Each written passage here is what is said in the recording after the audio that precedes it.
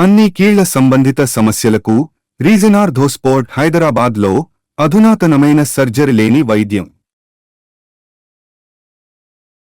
Gudivada MLA tension పడుతున్నారా? అందుకే ఒంటరి పర్యటనలు చేస్తున్నారా?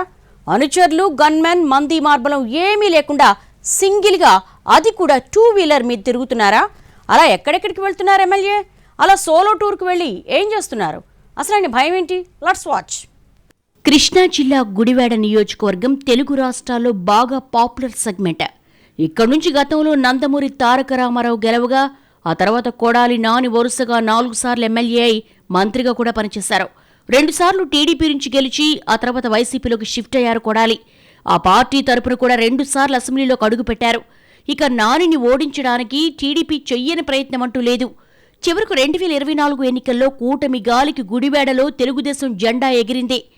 టీడీపీ తరపున వెనిగండ్ల రాము మొదటిసారి పోటీ చేసి కొడాలి నాని మీద గెలిచి అందరి దృష్టిని ఆకర్షించారు. అయితే ఇంతటి విజయాన్ని సాధించిన వెనిగండ్ల రాము ఇప్పుడు సొంత మనుషులతో ఇబ్బందులు వస్తాయా అని కంగారు పడుతున్నారట. ఎన్ఆర్ఐగా ఉన్న వెనిగండ్ల గుడివాడలో గెలవడానికి ఏడాది ముందు నుంచే స్వచ్ఛంద సంస్థ పేరుతో సేవా కార్యక్రమాలు మొదలుపెట్టారు. ఆయన ప్రధాన అనుచరుడుగా ఉన్న కామేపల్లి తులసిబాబు సర్వం తానే అన్నట్టుగా పనిచేశారట.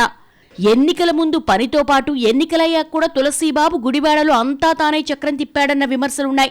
ఎమ్మెల్యే రామ్ ఉన్నా లేకున్నా నియోజకవర్గంలో అన్ని పనులు తులసిబాబే చక్కబెడతారన్నది లోకల్ టాక్. ఆయన షాడో ఎమ్మెల్యే అంటూ మ్యాటర్ టీడీపీ అధిష్టానం దాకా వెళ్ళిందట. ఇక ఇదే సమయంలో డిప్యూటీ స్పీకర్ రఘురామకృష్ణంరాజు వైసీపీ ఎంపీగా ఉన్నప్పుడు కస్టోడియల్ టార్చర్లో దాడి చేసిన వ్యక్తి తులసిబాబు అన్న ఆరోపణలున్నాయి. ఆయన్ను పోలీసులు అరెస్ట్ చేశారు.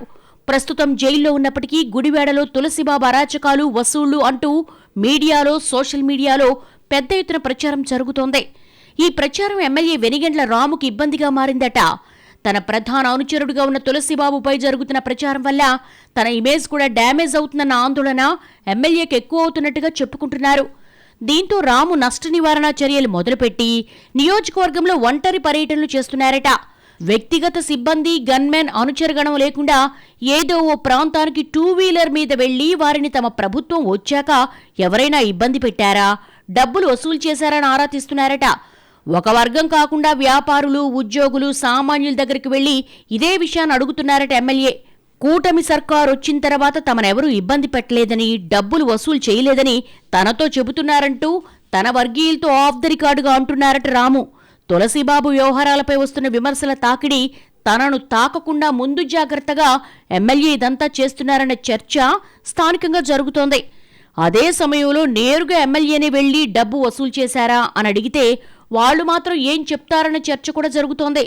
మొత్తంగా ప్రతిపక్షం కంటే సొంత పక్షం వారి వల్ల కలిగే ఇబ్బందుల నుంచి బయటపడటానికే ఎమ్మెల్యే ఈ ఒంటరి యాత్రలు చేస్తున్నారనేది పొలిటికల్ టాక్.